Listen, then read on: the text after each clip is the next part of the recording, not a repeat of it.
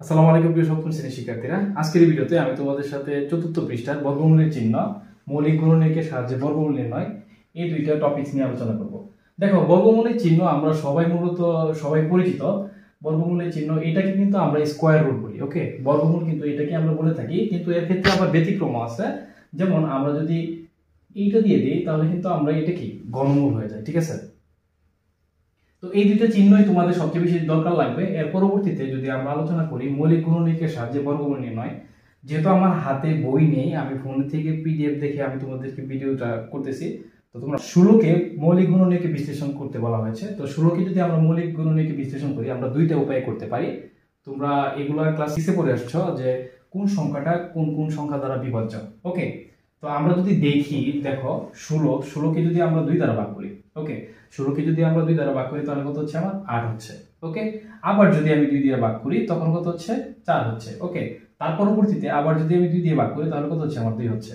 তো 16কে যদি আমি মৌলিক গুণনীয়কের সাহায্যে ভাগ করি তাহলে আমার কত হচ্ছে? 2 গুণ 2 গুণ 2 গুণ 2। ওকে, তো এখন শর্ত হচ্ছে যে মৌলিক গুণনীয়কের সাহায্যে বর্গমূলের যে শর্তগুলো হচ্ছে প্রতি জোড়া। ঠিক আছে, প্রতি জোড়া মৌলিক গুণনীয়কের ক্ষেত্রে তুমি প্রতি জোড়া থেকে একটি নিতে পারবে, অর্থাৎ 2টি 2 এখানে গুণাকারে আছে, এখান থেকে তুমি একটি 2 নিতে পারো। এবং এইখানে কিন্তু 2টি 2 রয়েছে, অর্থাৎ 2 জোড়ার 2 রয়েছে, তো আমি 2 গুণ 2 বলতে পারি। তাহলে আমার 16 এর বর্গমূল হবে আমার 4। 2 গুণ 2 সমান 4। ওকে, তো আমি যদি তোমাদের আরেকটা ব্যতিক্রম দেখাই, যেমন হচ্ছে যদি আমি 36 দেখাই, 36কে যদি আমি মৌলিক গুণনীয়কের সাহায্যে ভাগ করি তো দেখো কি হয়, 2 দিয়ে যদি ভাগ করি তাহলে কত হচ্ছে? আমার 18 দুগুণে 36। ওকে, আবার যদি 2 দিয়ে গুণ করি তাহলে কত হচ্ছে? 9 দুগুণে 18। তো আবার যদি আমি 3 দ্বারা ভাগ করি তাহলে কত হচ্ছে? 3 3 9। তো আমি এর থেকে কি পাচ্ছি? 2 গুণ 2, 2 দুগুণে 4, 3 4 12, 12 সাথে যদি 3 গুণ করি তাহলে কত হচ্ছে? 3 12 36। ওকে, এইখানে দেখো এক জোড়া 2 রয়েছে, যেখান থেকে আমি কি 2 নিতে পারি। এইখানে এক জোড়া 3 রয়েছে, সেখান থেকে আমি কি 3 নিতে পারি। তো 2 এর সাথে যখন আমি 3 গুণ করব তখন কত হবে? 3 দুগুণে 6। অর্থাৎ 36 এর বর্গমূল হচ্ছে আমার 6। আশা করি তোমরা প্রত্যেকটা সংখ্যারই বর্গমূল এভাবে খুব সহজে বের করতে পারবে। এরপর একদম শেষের দিকে দেখি, লক্ষ্য করি মৌলিক গুণনীয়কের সাহায্যে কোনো পূর্ণবর্গ সংখ্যার বর্গমূল নির্ণয় করার সময় প্রথমে প্রদত্ত সংখ্যাটিকে মৌলিক গুণনীয়কে বিশ্লেষণ করতে হবে। দেখো, আমরা কিন্তু মৌলিক গুণনীয়কের সাহায্যে কি 16কে এবং 36কে আমরা বিশ্লেষণ করেছি। এরপর দেখো কি বলা আছে, প্রতি জোড়া একই গুণনীয়ককে একসাথে পাশাপাশি লিখতে হবে। তো দেখো, একসাথে কিন্তু আমরা এগুলো সবগুলোকে কি পাশাপাশি লিখেছি, যেমন 2 গুণ 2 গুণ 2 গুণ 2, এখানে কি 2 গুণ 2 গুণ 3 গুণ 3 লিখেছি। ওকে, তো এগুলো কিন্তু আমরা একই সাথে লিখেছি। আমি যদি 2 গুণ 3 লিখতাম এভাবে কিন্তু আমাদের একটু উল্টাপাল্টা হয়ে যেত, এটা কিন্তু করা যাবে না তোমাদের সুবিধার্থে। ওকে, তারপরে দেখো কি বলা আছে, প্রতি জোড়া এক জাতীয় গুণনীয়কের পরিবর্তে একটি গুণনীয়ক নিয়ে লিখতে হবে। তো দেখো, আমি কিন্তু সর্বক্ষেত্রে প্রতি এক জোড়া থেকে একটি নিয়েছি। ওকে, প্রত্যেক ক্ষেত্রে 16 এর ক্ষেত্রেও এবং কি 36 এর ক্ষেত্রেও। ওকে, তার পরবর্তীতে দেখো কি বলা আছে, প্রাপ্ত গুণনীয়কগুলোর ধারাবাহিক গুণফল হবে নির্ণয় বর্গমূল। ঠিক আছে, যেটা আমি করে দেখিয়েছি তোমাদেরকে। দেখো এখানে, যেমন এইখানে 2 জোড়া রয়েছে 2, এখান থেকে আমি 2 দিয়ে 2 নিয়েছি, গুণ করার পর আমি কত পাচ্ছি? 4 পাচ্ছি। তো এখানে এক জোড়া 2 রয়েছে এবং এক জোড়া কত রয়েছে? 3 রয়েছে। সুতরাং আমি এখান থেকে কত পাচ্ছি? 2 পাচ্ছি এবং কি 3 পাচ্ছি। 3 দুগুণে 6, 36 এর বর্গমূল 6 এবং কি 16 এর বর্গমূল আমি 4 পাচ্ছি। এর পরবর্তী পৃষ্ঠায় উদাহরণ একে দেখো বলা রয়েছে 3136 এর বর্গমূল নির্ণয় করার কথা।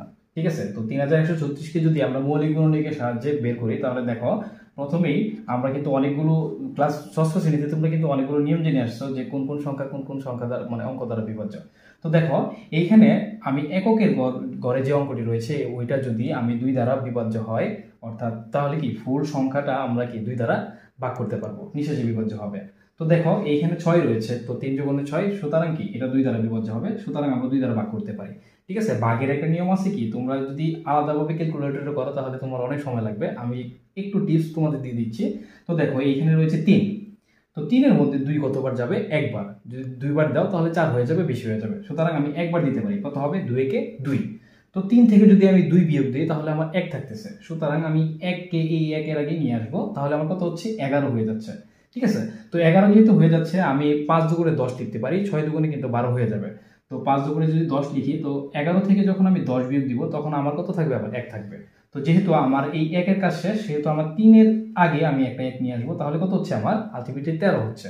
তো 13-র মধ্যে আমার 2 কতবার যাবে, 6 বার যাবে, 7 বার দিলে অবশ্যই বেশি হয়ে যাবে, তো 6 দুগুণে 12। ওকে, তো আবারও কিন্তু 13 থেকে যখন আমি 12 বিয়োগ দিব তখন 1 থাকবে, তো 6 এর আগে যদি আমি 1 আনি তাহলে কত হচ্ছে 16, তো 8 দুগুণে কত হচ্ছে আমার 16 হচ্ছে। ওকে, এর পরবর্তীতে তোমাদেরকে আমি লিখে দিচ্ছি না, আবার যদি আমরা 2 দ্বারা দিই, কারণ এখানেও তোমার এককের পরে 8 রয়েছে, তো এটাও 2 দ্বারা বিভাজ্য, তাহলে আমি কি দিতে পারি 7 দুগুণে 14। ওকে, তারপরে আবার দেখো এক এক্সট্রা থাকতেছে 16, 8 দুগুণে 16, তারপরে দেখো কত রয়েছে 4, 4 দুগুণে 8, তারপরে যদি আবার 2 দিয়ে দিই তাহলে কত হচ্ছে 3 দুগুণে 6, 9 দুগুণে 18, তারপরে হচ্ছে 2 দুগুণে 4, তারপরে যদি আবার 2 দিয়ে দিই 2 একে 2, 1 থাকতেছে 19, 9 দুগুণে 18, 1 থাকতেছে আবার 12, 6 দুগুণে 12, আবার যদি 2 দিয়ে দিই তাহলে কত হচ্ছে 9 দুগুণে 18, 1 থাকতেছে কত হচ্ছে 8 দুগুণে 16। ওকে, আবার যদি আমি 2 দিয়ে দিই তারপরে দেখো কত হচ্ছে 4 দুগুণে 8, 1 থাকতেছে 9 দুগুণে কত হচ্ছে 18। তো এখন দেখো এখানে বিজোড় সংখ্যা আসছে, আমরা জানি কি বিজোড় সংখ্যার ক্ষেত্রে আমরা দেখব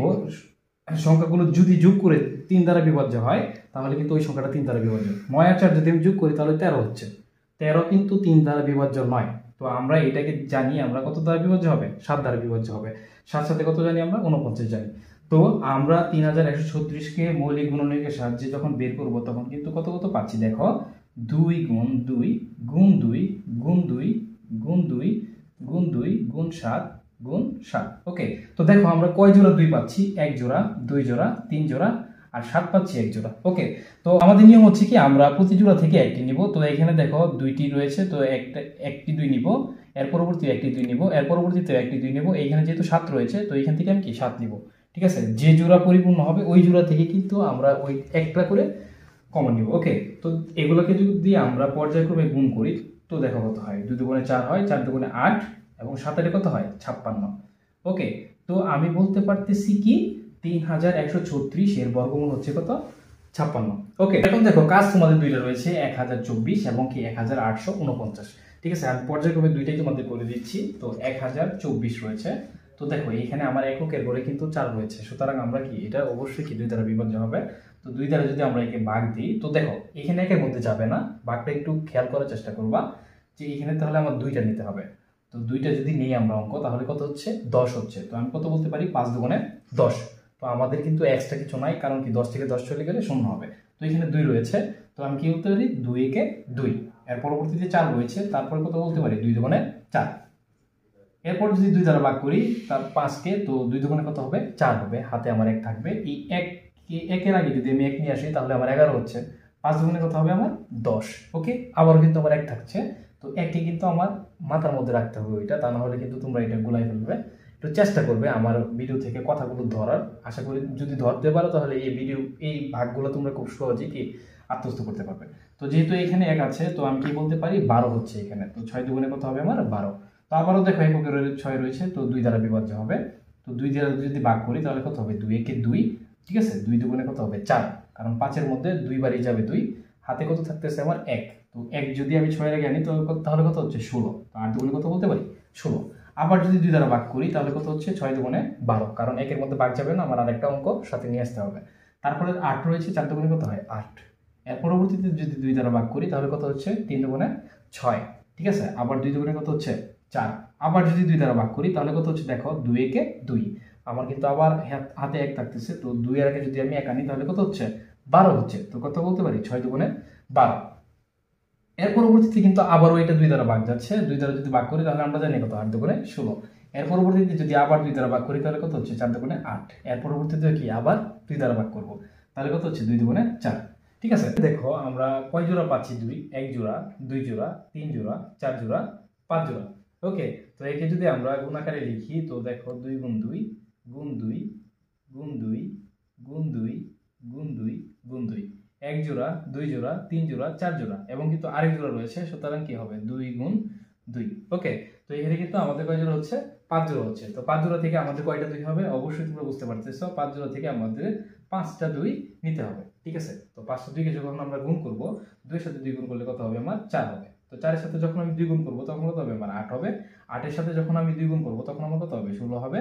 16 এর সাথে যখন আমি 2 গুণ করব কত হবে আমার 32 হবে। অর্থাৎ 2 দুগুণে 4, 4 দুগুণে 8, 8 দুগুণে 16, 16 দুগুণে কত হচ্ছে আমার 32 হচ্ছে। ঠিক আছে, তো আমি কি বলতে পারি 1024 এর বর্গমূল কত হবে 32।